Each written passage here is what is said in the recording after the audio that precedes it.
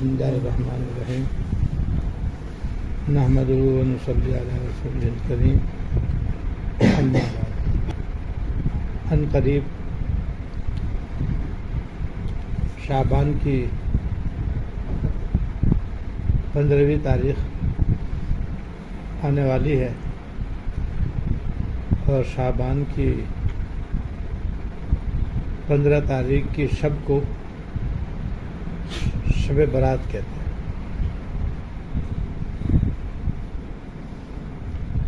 شب کے معنی رات کے ہیں، برات کے معنی بخشش اور مغفرت کے ہیں، کیونکہ اس رات میں اللہ تعالیٰ بے شمار لوگوں کو دوزخ سے آزاد فرماتے ہیں۔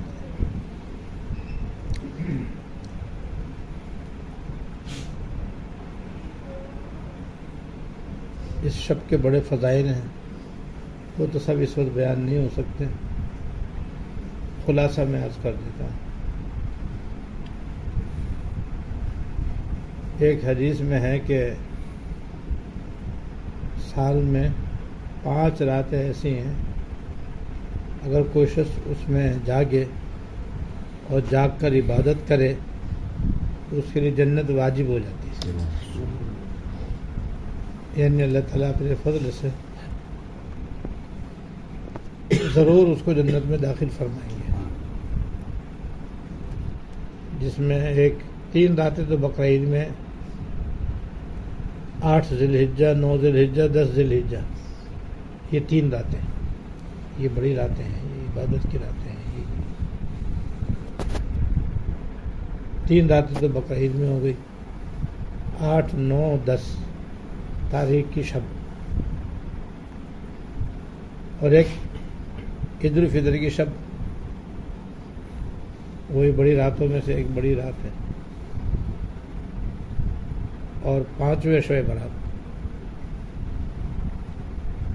یہ 5 راتیں ہیں جس میں عبادت کرنے سے آدمی جنت اللہ کے فضل سے لازمی مستحق ہو جاتا ہے۔ اور دوسری روایت میں یہ ہے کہ اللہ تعالیٰ ساری مخلوق کی طرف اس رات میں متوجہ ہوتے ہیں، ساری مخلوق کی طرف نظر رحمت سے دیکھتے ہیں اور ساری مخلوق کی مغفرت فرما دیتے ہیں سوائے 2 آدمیوں کے۔ ایک مشرک کی اس رات میں بخشش نہیں ہوتی، ایک کینہ رکھنے والے کی اس رات میں بخشش نہیں ہوتی۔ دوسری روایت میں یہ ہے کہ 5 آدمیوں کی اس رات میں بخشش نہیں ہوتی۔ اس میں ایک تو اپنے رشتہ داروں سے قطع رحمی کرنے والا، رشتہ داروں کے ساتھ ملنا جلنا، بولنا چالنا سب بند کر دے آدمی، اسے کہتے ہیں قطع رحمی، نہ ان کے حقوق ادا کرے، نہ ان سے ملے جلے اور ان سے تعلق توڑ دے، اسے قطع رحمی کہتے ہیں۔ تو قطع رحمی کرنے والے کی اس رات میں بخشش نہیں ہوتی۔ والدین کی نافرمانی کرنے والے کی اور والدین کو ستانے والے کی اس رات میں بخشش نہیں ہوتی۔ وہ مرد جو اپنی شلوار ٹخنے سے نیچے رکھے اس کی اس رات میں بخشش نہیں ہوتی۔ جو مرد اپنی شلوار پاجامہ لنگی تہمت ٹخنے سے نیچے رکھے، پینٹ پتلون تو ہوتی ہے ٹخنے سے نیچے، ان کی بخشش نہیں ہوتی اس رات۔ واجب ہے ہر مسلمان مرد پر کہ اپنی شلوار ٹخنے سے اوپر رکھے، افضل یہ ہے کہ آدھی پنڈلی تک رکھے، آدھی پنڈلی تک اوپر رکھے، یہ افضل ہے۔ اور یہ گناہ آج کل بہت زیادہ عام ہے، بہت زیادہ۔ جن لوگوں کا بزرگوں سے تعلق ہوتا ہے وہ بھی اس میں مبتلا رہتے ہیں، لا ماشاء اللہ، کیونکہ پرواہ نہیں کرتے، فیشن بنا ہوا ہے، فیشن کی وجہ سے ہر نیک و بد جو ہے وہ اس گناہ میں مبتلا ہے، تو اس سے توبہ کرنی چاہیے۔ اور ایک شراب پینے کی عادت رکھنے والا، جو مسلمان شراب پینے کی عادت رکھے گا اس کی بھی اس رات میں بخشش نہیں ہوگی۔ کیونکہ شراب پینے کا مطلب ہے نشہ پیدا کرنا، چاہے ہیروئن ہو، چاہے بھنگ پوست ہو، چاہے شیشہ ہو، چاہے گٹکا ہو، چاہے افیون ہو، بس نشہ کرے تو اس کی نشہ کرنے والے کی بخشش نہیں، کیونکہ یہ حرام ہے، ناجائز ہے۔ اور 5ویں ناحق قتل کرنے والے کی اسلام میں بخشش نہیں، جو ناحق قتل کرے اس کے بھی اسلام میں بخشش نہیں ہوگی۔ 5 یہ ہو گئے، 2 وہ ہو گئے، 7 آدمیوں کی اسلام میں بخشش نہیں ہے۔ اور بھی بعض لوگ ہیں جن کا حدیث میں ذکر آیا۔ اور ایک روایت میں یہ ہے کہ اللہ تعالیٰ شب برات میں قبیلہ بنو کلب کی بھیڑ بکریوں کی جسم پر جتنے بال ہیں اس سے زیادہ تعداد میں لوگوں کو دوزخ سے آزاد فرماتا ہے، یعنی ان گنت بے شمار لوگوں کی بخشش ہوتی ہے۔ لہذا اس رات میں خاص طور سے اپنی مغفرت کی اور بخشش کی دعا مانگنی چاہیے۔ اور حضرت علی رضی اللہ تعالیٰ عنہ کی روایت میں یہ ہے کہ جب شعبان کی 15ویں شب ہو تو اس میں نماز کے لیے کھڑے رہو، یعنی نماز پڑھو، اور نماز بھی جلدی جلدی نہیں، اس میں نماز کو لمبا کر کے کرو، دیر تک قیام کرو، دیر تک رکوع کرو، دیر تک قومہ کرو، دیر تک سجدے میں رہو، جلسے میں بیٹھے رہو، قاعدے میں بیٹھے رہو، لمبی نمازیں پڑھو۔ یہ حضور صلی اللہ علیہ وسلم کی سنت ہے، یعنی آپ کا عام معمول یہی تھا کہ تہجد میں آپ لمبی لمبی رکعتیں پڑھا کرتے تھے، تو یہ رات بھی ایسی ہی کہ اس میں زیادہ سے زیادہ آدمی اپنے آپ کو نماز میں مشغول رکھے، آرام آرام سے نماز پڑھے، ذکر کرے، تسبیح پڑھے، تلاوت کرے، دعا کرے، ایک تو یہ۔ اور فرمایا رات گزار کے اگلے دن کا روزہ رکھو، یہ نفلی روزہ ہے، جو رکھے وہ پائے، اس کے رکھنے سے اللہ تعالیٰ اگلے پچھلے سارے گناہ صغیرہ معاف کر دیتے ہیں۔ یہ چند فضائل ہیں جو میں نے خلاصے کے طور پر ذکر کر دیا۔ اور طریقہ یہ ہے اس رات سے فائدہ اٹھانے کا کہ مغرب، عشاء، فجر جماعت سے پڑھے، یعنی مرد ہے تو مسجد میں جا کر باجماعت پہلی صف میں تکبیر اولیٰ کے ساتھ پڑھنے کا اہتمام کریں، خواتین ہیں تو وہ گھر کے اندر تینوں نمازیں اپنے وقت پر وقت مستحب میں ادا کریں۔ اس کے بعد پھر مغرب سے لے کر عشاء تک مردوں کو تو یہ چاہیے کہ وہ مسجد میں نفلی اعتکاف کر لیں، اور نفلی اعتکاف کر کے مغرب سے عشاء تک نوافل میں اور عبادت میں، تلاوت میں، دعا میں مشغول رہیں۔ اور عشاء کے بعد وتر سے پہلے بجائے 4 رکعت نفل پڑھنے کے 4 رکعت صلاۃ التسبیح پڑھ لیں،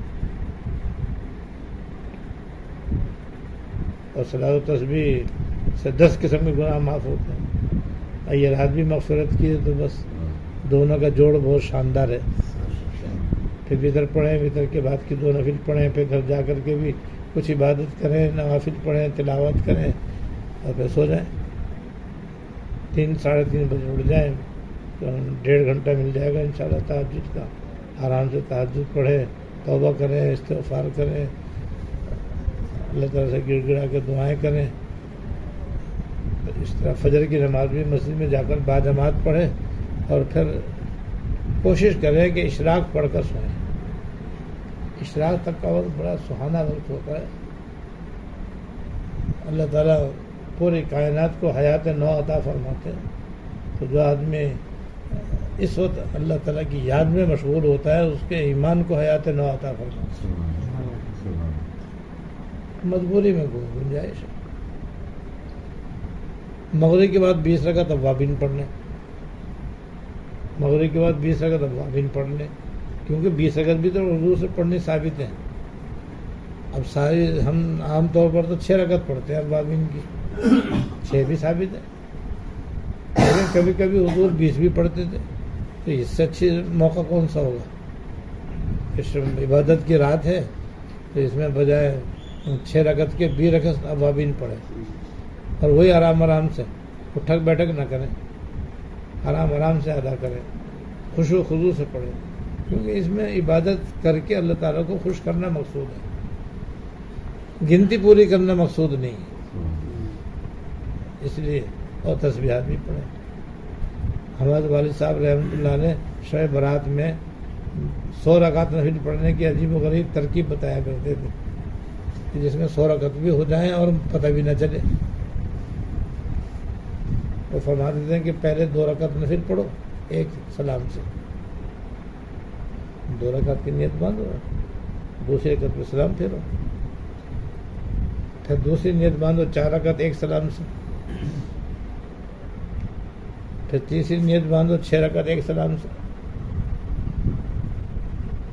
پھر چوتھی نیت کرو 8 رکعت ایک سلام سے، یعنی 8ویں رکعت پہ سلام پھیرے گا، ہر 2 رکعت پہ اتحیات پڑھتے رہیں گے برابر۔ کتنی ہو گئی؟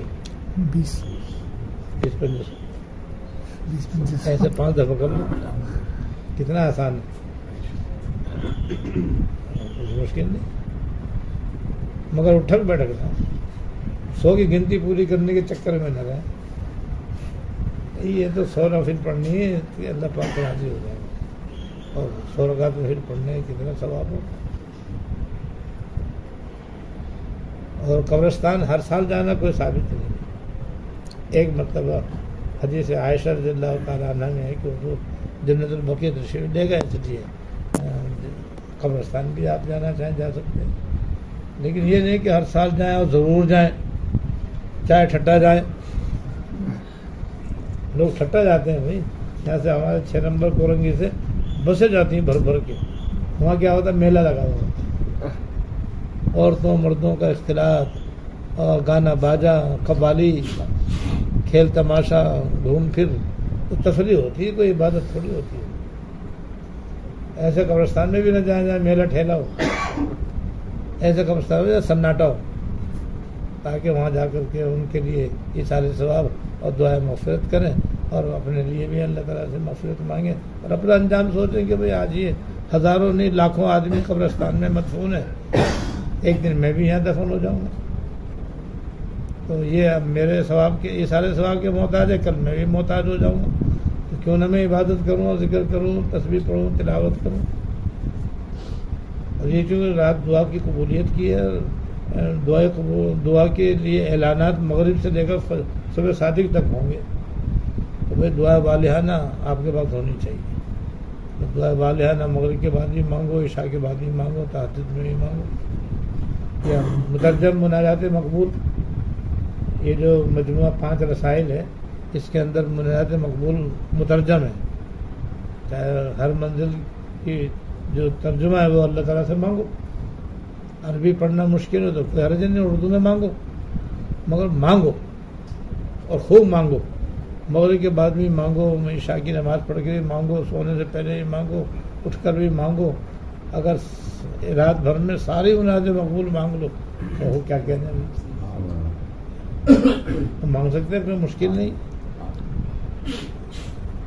حضرت ڈاکٹر حفیظ اللہ صاحب رحمۃ اللہ علیہ جب پاکستان سے ہجرت کر کے مدینہ منورہ تشریف لے گئے تو فرماتے تھے میں روزانہ پوری مناجات مقبول مانگتا ہوں۔ اور ہمارے حضرت رحمۃ اللہ علیہ فرماتے جب میں عمرے کی صحیح کرتا تھا تو ہر چکر میں ایک منزل مناجات مقبول کی اللہ تعالیٰ سے مانگتا تھا۔ 7 چکر ہوتے، 7 منزل ہو گئی، اب پوری مناجات مقبول مانگ لی، اور جہاں صحیح ہوتی ہے وہاں پر صفحہ بھی دعا قبول ہوتی ہے، اور جہاں ہرے ستون کے درمیان کا حصہ وہاں بھی دعا قبول ہوتی ہے، پھر آگے مروے پر بھی دعا قبول ہوتی ہے، تو کھوٹے وہاں پہ گڑے ہوئے ہیں دعا کو قبولیت کے۔ اب جہاں سے بھی گزرے گا دعا مانگتا ہوا تو دعا قبول ہی قبول۔